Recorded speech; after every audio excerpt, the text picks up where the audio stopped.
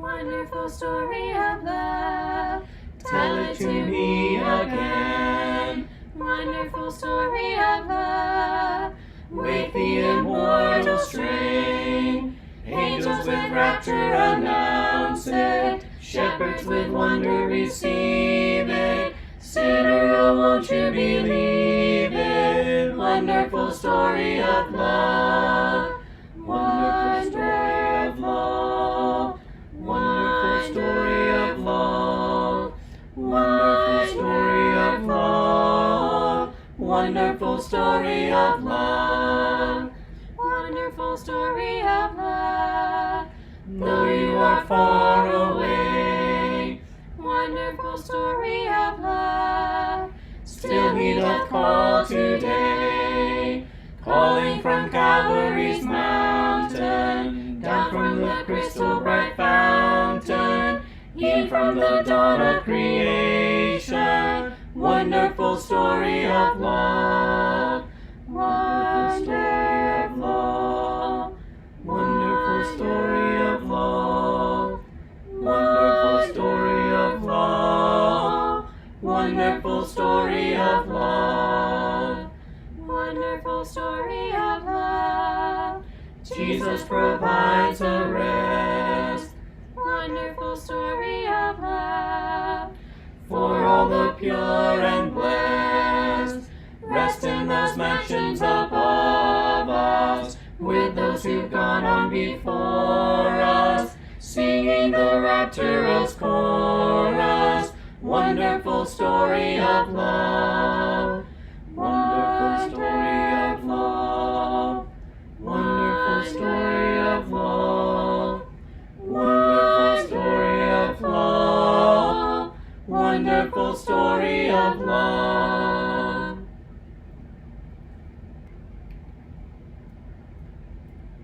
Sing the wondrous love of Jesus, sing his mercy and his grace.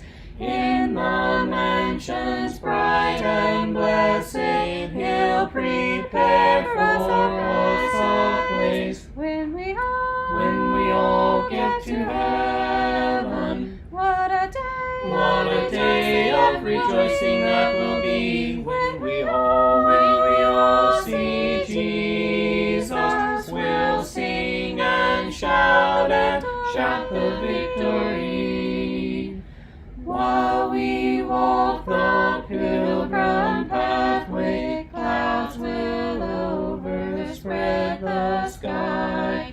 But when traveling days are over, not a shadow, not a sign. When we all get to heaven, what a day of rejoicing that will be. When we all see Jesus, we'll sing and shout the victory.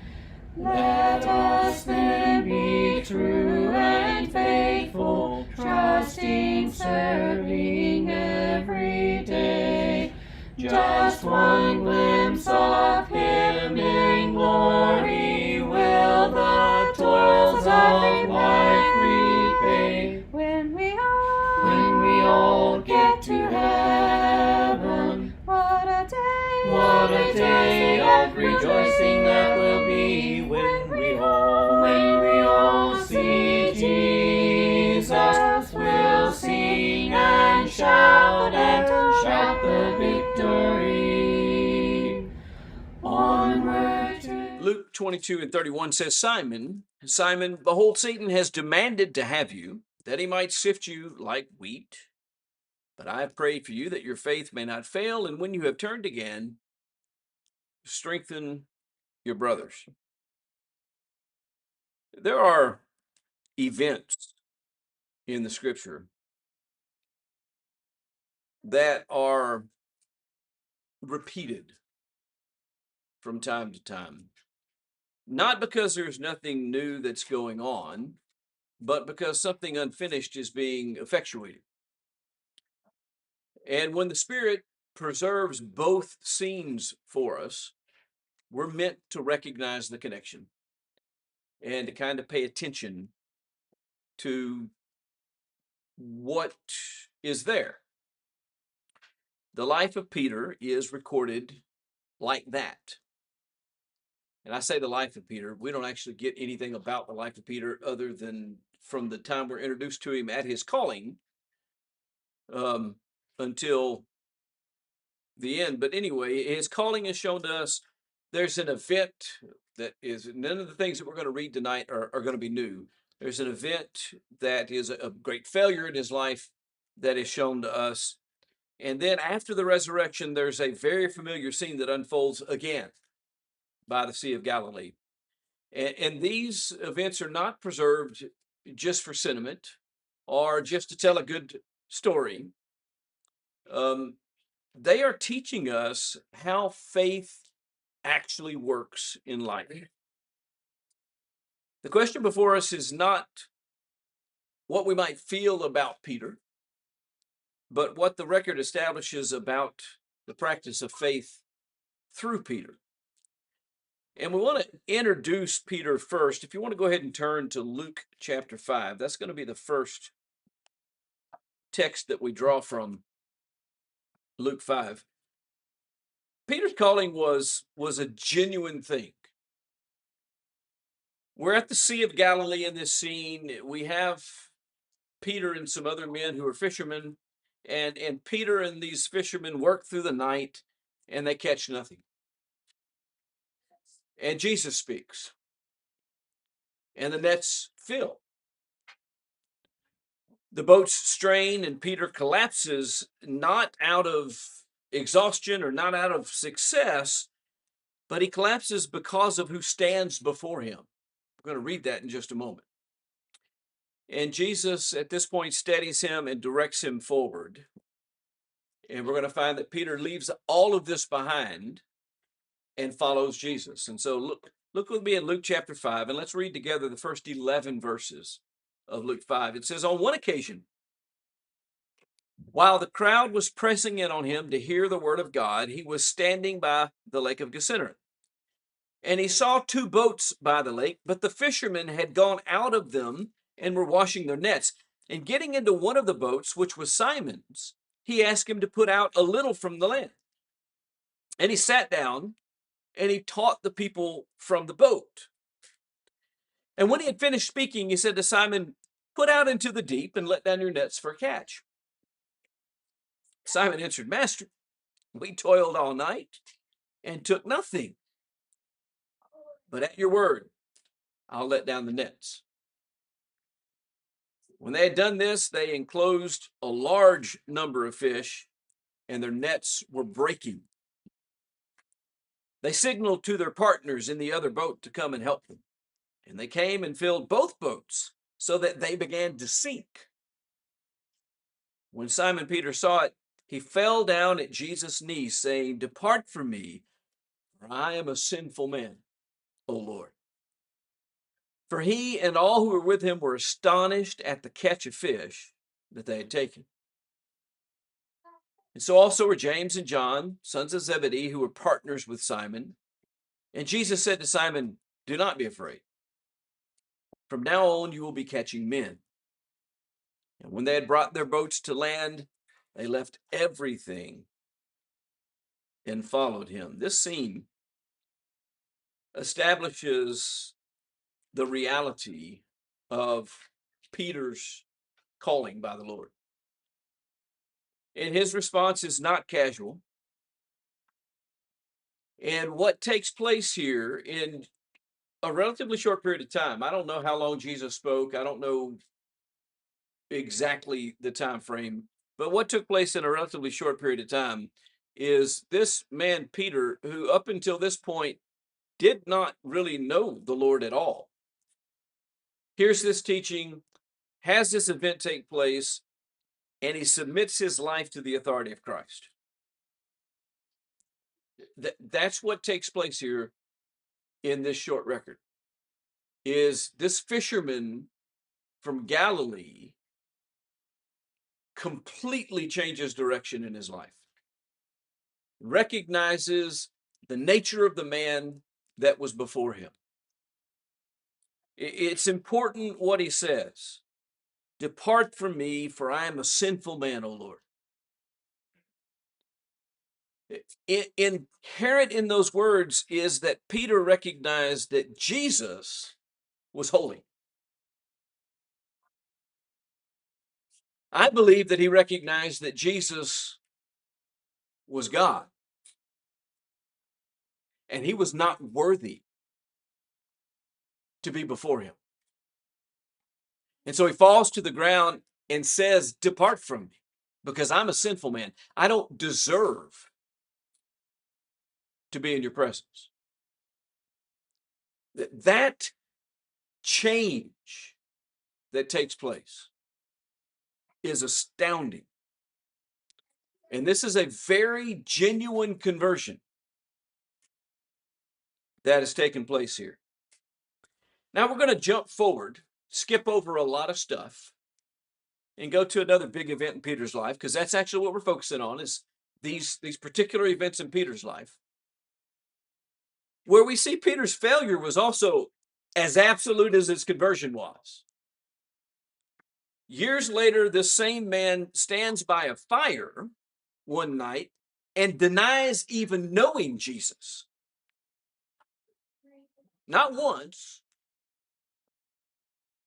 not twice, but 3 times, with progressive succession, being more adamant each time and working to distance himself more each time that he does it. It's very public, it's very verbal, and it is absolute. He is completely disavowing any association with Jesus. And then the rooster crows. And nothing remains unclear at that point. Peter comes face to face with what he's done.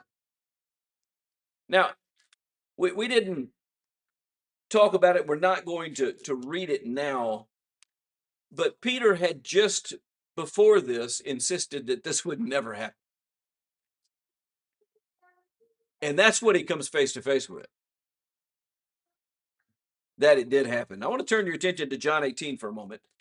The Gospel of John, chapter 18. We're going to read together starting in verse 15. The record of this as it's presented to us by John. Simon Peter followed Jesus and so did another disciple. And since that disciple was known to the high priest, he entered with Jesus into the courtyard of the high priest. But Peter stood outside at the door. So the other disciple, who was known to the high priest, went out and spoke to the servant girl who kept watch at the door and brought Peter in. And the servant girl at the door said to Peter, "You're also one of this man's disciples, aren't you?" He said, "I am not." Now, the servants and officers made a charcoal fire because it was cold. And they were standing and warming themselves, and Peter also was with them, standing and warming himself. And the high priest then questioned Jesus about his disciples and his teaching. And Jesus answered, "I have spoken openly to the world. I have always taught in the synagogues and in the temple, where all Jews come together. I have said nothing in secret. Why do you ask me? Ask those who have heard me what I've said to them. They know what I said." And I will tell you, I've read past that verse a number of times without realizing the ones he's talking about asking are the disciples that are there with him. That would include Peter. When he had said these things, one of the officers standing by struck Jesus with his hand, saying, "Is that how you answer the high priest?" And Jesus answered him, "If what I said is wrong, bear witness about the wrong. But if what I said is right, why do you strike me?" Annas then sent him bound to Caiaphas the high priest. Now, Simon Peter was standing and warming himself.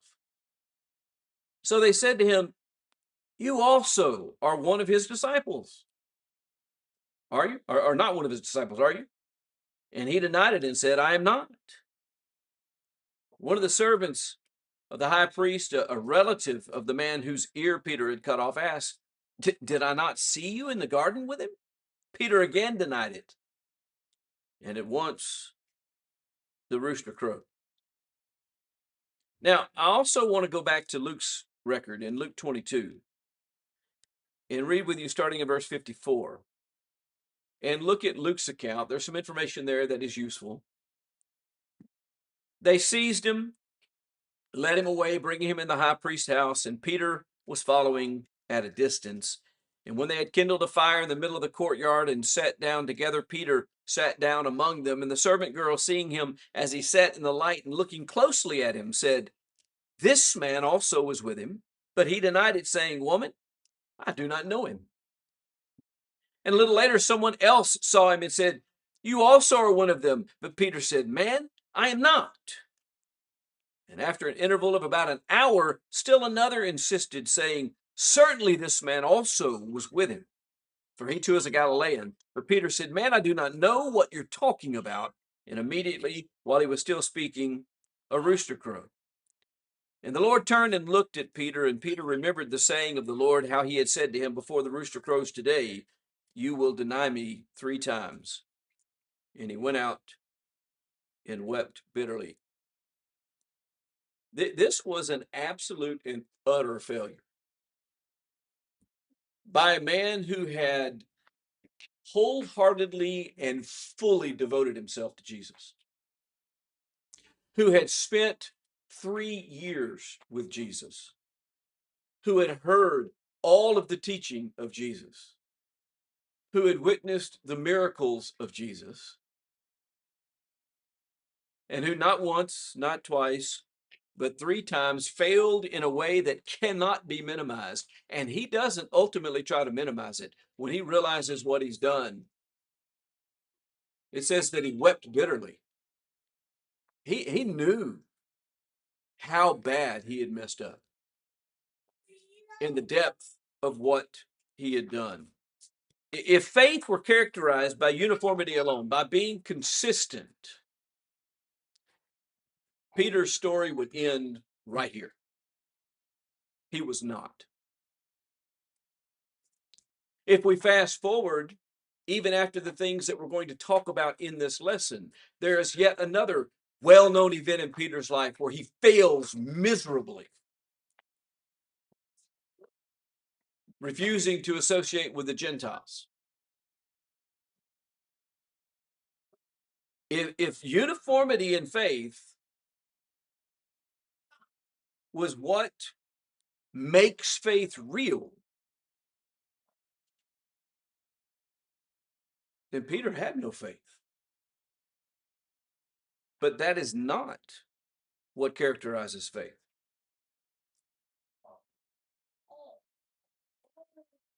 After the resurrection, Matthew chapter 28 and verse 10, Jesus directs that his disciples are to be told to go to the region of Galilee.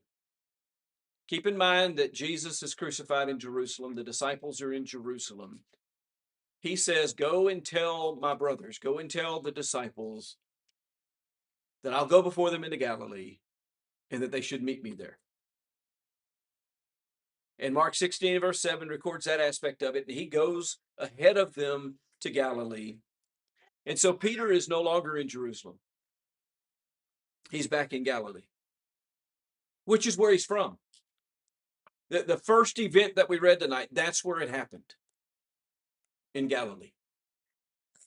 He's back home. He's back at the sea. He's back in the boat. And he's doing the work that he was doing when he first met Jesus to begin with. When he has that exchange with Jesus and he throws himself down at Jesus' feet and says, "Depart from me, I'm not worthy. I'm a sinful man." And Jesus says, "Get up. You will not be fishermen anymore. You're going to go out and you're going to fish for men."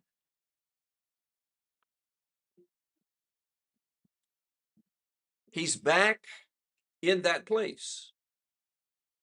And he's doing what people do when they go home.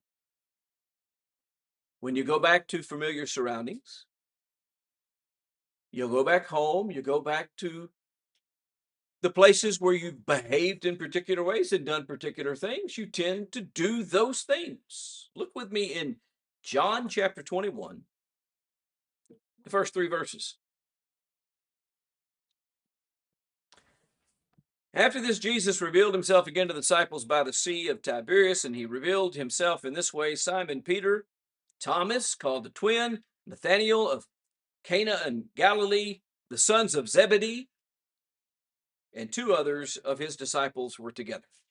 So we've got the disciples who have gone to Galilee the way that they've been instructed to, and they're sitting around back at home. And Simon Peter said to them, I'm going fishing. Now, this is what Simon did. He had spent his whole life in Galilee fishing. And he said, I'm going fishing. And they said, we'll go with you. And they went out and got into the boat.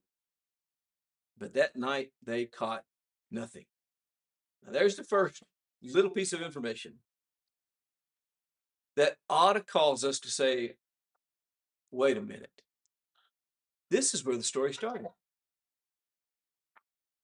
Peter's story started having been on a fishing boat in Galilee all night and having caught no fish.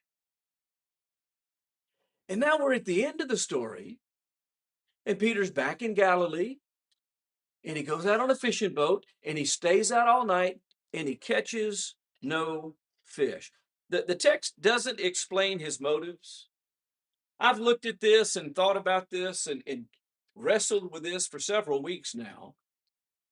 A couple of poor people in the room have had to deal with my rantings about it in the times that I was a little bit more excited about it than others. But they apparently knew why they were going back to Galilee. And they knew that they were going to be meeting Jesus there. And this is introducing how Jesus came to them in Galilee. That's why the first verse says, after this, Jesus revealed himself. They haven't seen him up to this point. They're sitting around waiting. Why he decides to go fishing, I don't know, other than the fact that he's at home. And that's what he does. He goes back to his old way of life. It's night again. He's on a fishing boat again. And he's caught nothing again.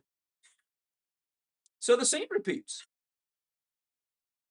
But this time there is a huge difference. Though it reads like a small thing, it's not a small thing. But between the first scene and the second, we know this. We know that Peter has grown. Peter spent 3 years being taught by the Lord. Peter spent 3 years witnessing the Lord's miracles. Peter has displayed faith. Peter has walked on the water. Peter's done a lot of things. He's grown. He's followed the Lord closely. He's been instructed. He's taken responsibility from the Lord. And this later miracle that's about to take place shows that there is a greater capacity and that there is greater steadiness in Peter. Peter is stronger than he was at the beginning of the story, and the story points that out in a very subtle way.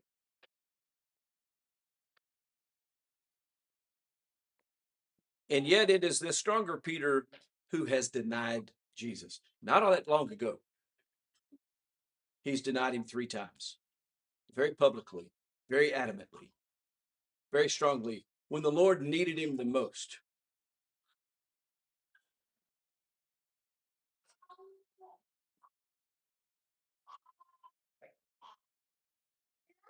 Growth in faith does not eliminate the possibility of failure.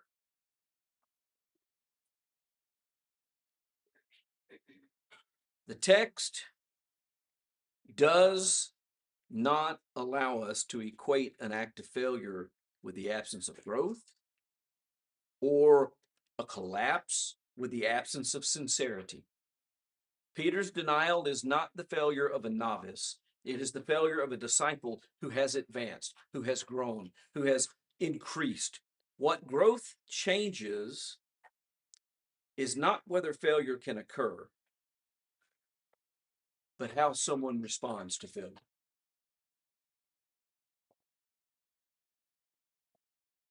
Look with me, if you will, at this story, starting in verse 4 and reading through about verse 14.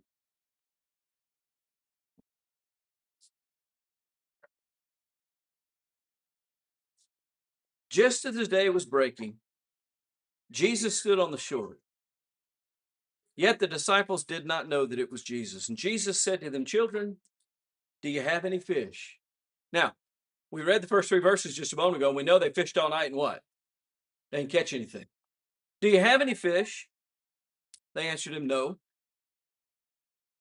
He said, "Cast the net on the right side of the boat, and you'll find some."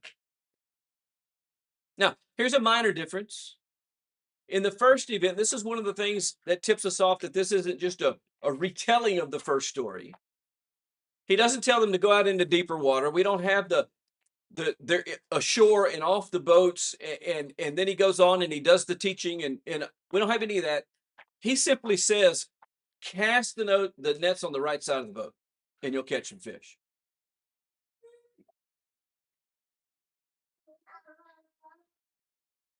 So they cast it, and now they were not able to haul it in. That's the net. They're not able to haul in the net because of the quantity of fish. That disciple whom Jesus loved, therefore, said to Peter, "It is the Lord." Now, this is John.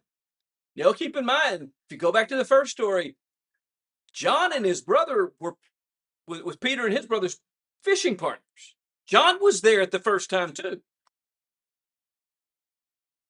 John recognizes something about this event.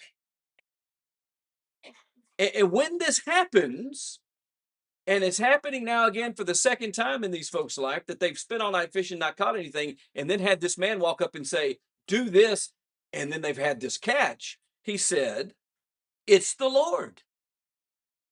When Simon Peter heard that it was the Lord, he put on his outer garment, for he was stripped for work, and he threw himself into the sea. And the other disciples came in the boat, dragging the net full of fish, for they were not far from the land, but about 100 yards off. And when they got out on land, they saw a charcoal fire in place, the fish laid out on it, and bread. And Jesus said, "Bring some of the fish that you have just caught." So Simon went aboard and hauled the net ashore, full of large fish, 153 of them. Listen closely. And although there were so many, the net was not torn.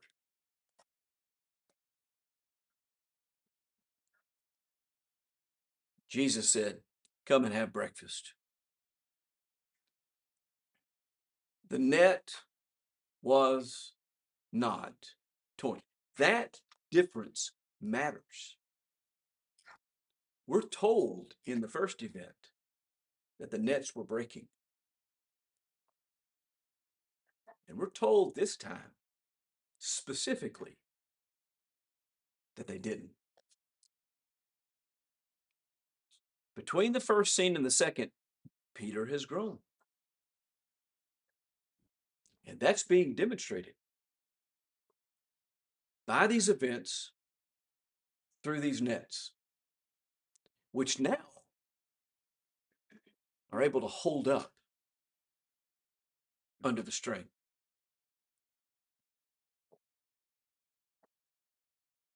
This latter miracle shows greater capacity and greater steadiness. Peter is now stronger like the net, and Jesus is teaching him this.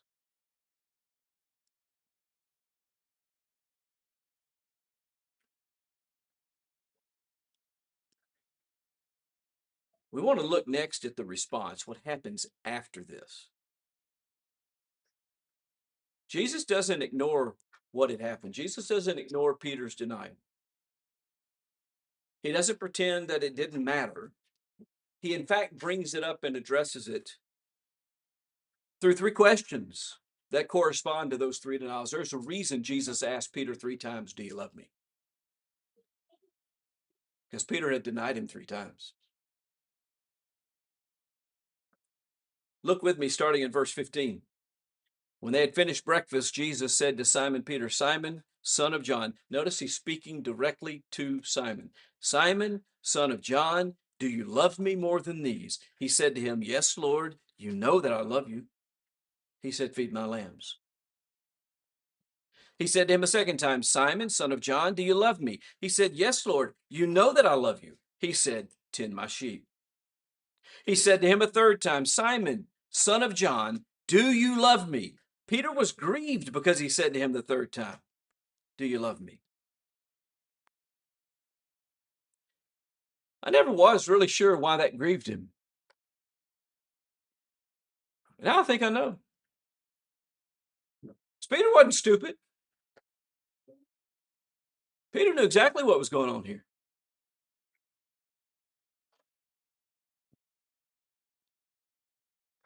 He said to him, Lord, you know everything. You know that I love you. And Jesus said to him, feed my sheep. This is not to humiliate Peter, but he's bringing the matter fully into the open. And you notice Peter doesn't argue with him.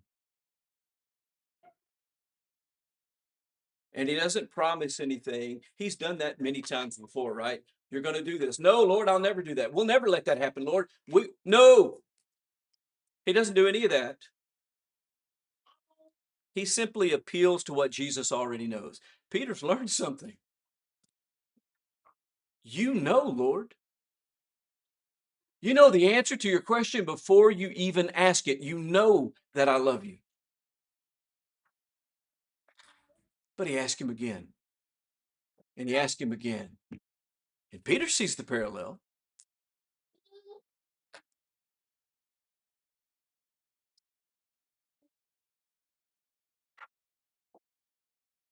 Jesus is publicly reaffirming Peter's role in his service. You remember the first thing that he says to Peter? Put those nets down and you come follow me and I'll make you fishers of men, gatherers of men. You notice what he says here after he's denied him three times. Do you love me? You know that I love you. Feed my sheep. Not once, not twice, but three times. You have a job to do. I have called you to a task. Do it.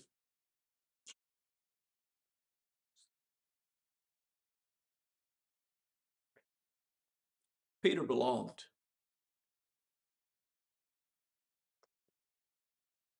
This exchange does not determine whether Peter belonged. That question had already been answered. Jesus referred to the disciples as his brothers in Matthew 28 and verse 10 when he directed them to go to Galilee. You go to my brothers and tell them they're going to see me in Galilee. And in fact, in Mark 16 and verse 7, Mark's account of that, Peter is actually named, the only one that's specifically named. You go and tell the disciples and Peter to go to Galilee. But what this moment determines is whether Peter can move forward truthfully, having failed. Can he move forward now having been restored? You'll remember the promise of the Lord. Peter told him, the Lord told Peter, you will falter, but when you are restored, strengthen your brothers. Jesus is teaching Peter, it's time for you to start doing that. You're past this now. You made a mistake. Now move on from it.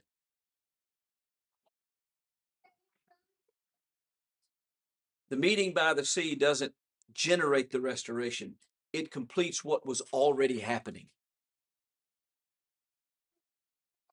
And it is the Lord's way of encouraging his disciple. What this record establishes is that faith can be real and still falter under pressure. What this establishes is that spiritual growth does not guarantee immunity from mistakes. What this establishes is that failure does not automatically cancel someone's calling in the Lord. It establishes that restoration has to be honest, that it has to be measured, and that it needs to be direct. Jesus pulls this out into the open. He intentionally makes Peter confront the three denials so that Peter can come to realize that Jesus hadn't given up on him and that his hope was not gone. Peter, I called you to gather men. I'm telling you, get busy doing it. Feed my sheep. It's the way that the story is told. It's the way that Jesus acts within the story. It's the way that Peter acts within the story. It's the way that Jesus performs the act. The reason why he has them go to Galilee, the reason why they're fishing again, the reason why they catch no fish again is precisely so there can be a recreation of the events that first brought Peter to faith. So Peter can realize and remember who he is.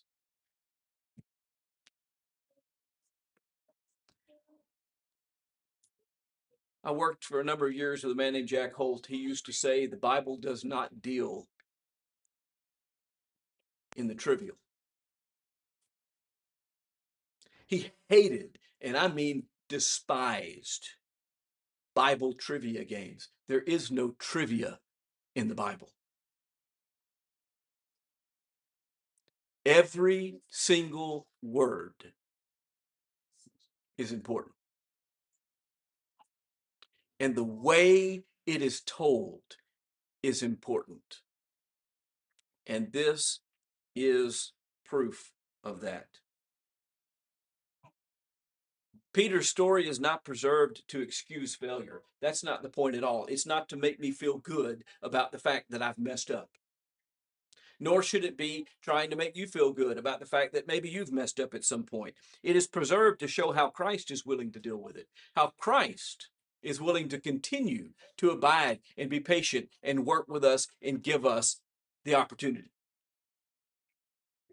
Faith is serious enough to be tested. And what I mean by that is we shouldn't give up on faith just because there is a test. It's serious enough to go through the test. It's serious enough to have the experience. It's serious enough to run the risk of making a misstep and making a fool out of ourselves.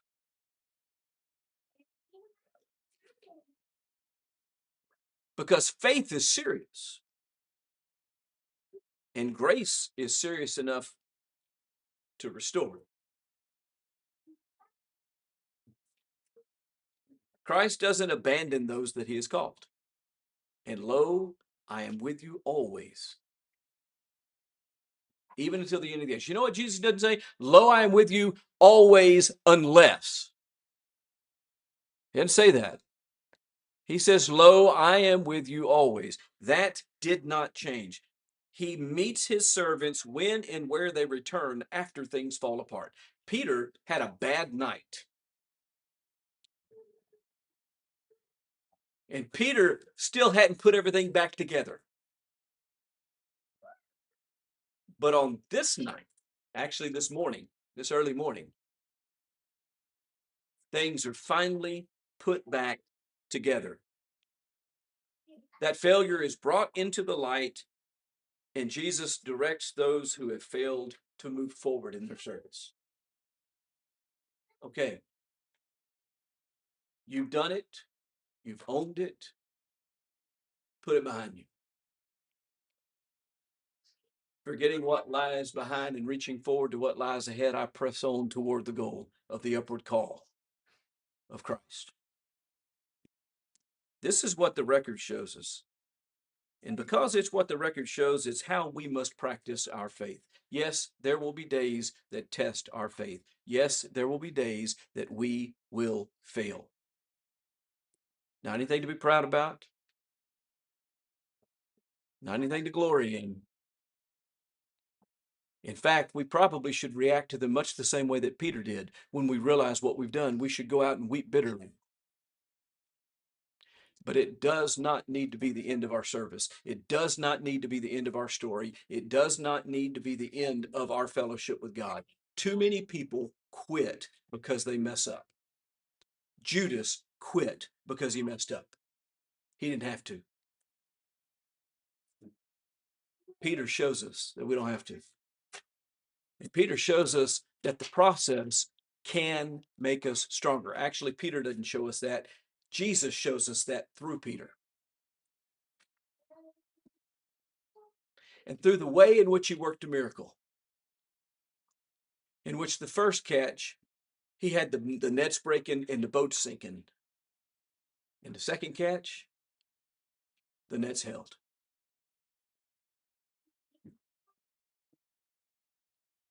You can be better on the other side of it. You can be stronger on the other side of it. You can be more faithful on the other side of it. You don't have to be defined by your failures. You can learn, you can grow, and you can increase in faith. In weakness, I have been made strong. There is something to learn in that. If you're here and you've had struggles and you have made missteps and you have said the wrong thing or done the wrong thing or tried to distance yourself from your faith or hide your faith, that does not mean that you do not have faith. That does not mean that you are not a child of God. Jesus called Peter his brother, despite the fact that he had done all those things. That does not mean that your story is over. That does not mean that you gave it the old college try, but you just couldn't hold on. That means you fell down. And Jesus is there to lift you up again and to ask you, do you love me? And if you can say, Jesus, you know that I do, then his instruction to Peter is his instruction to you. Feed my sheep. Go out and do the work that I've called you to do. Go out and be the person that I've called you to be. Go out and give the example that I've called you to give. Be the wife that I've called you to be. Be the husband that I've called you to be. Be the friend that I've called you to be. Be the neighbor that I've called you to be. Be the citizen that I've called you to be. Be the leader that I've called you to be. Be the boss that I've called you to be. Be the employee that I've called you to be. Whatever it is, be what it is that I call you to be in spite of your worst day. And never grow weary in well doing. For in due time you will reap if you do not grow weary. That's the story. That's why that story is told twice. The fishing story. And it's not even the case that one of the fishing stories is better than the other, that the going out to the deep one is better, or that the casting on the other side one is better. I think the song is about casting on the other side. It's not that one of those stories is better than the other. It takes both of them to teach the lesson. Because the lesson is not about the fish, the lesson's about the net. And you're the net. Think about those things. If you're here and your net has torn and you need to be mended, the Lord is ready to mend you. And if we can help you in regard to that, let it be known as we stand and sing. Wonderful story of love, tell it to me again. Wonderful story of love, with the immortal strain. Angels with rapture announce it, shepherds with wonder receive it. Sinner, oh, won't you believe it? Wonderful story of love, wonderful story of love. Wonderful story of love, wonderful story of love, wonderful story of love.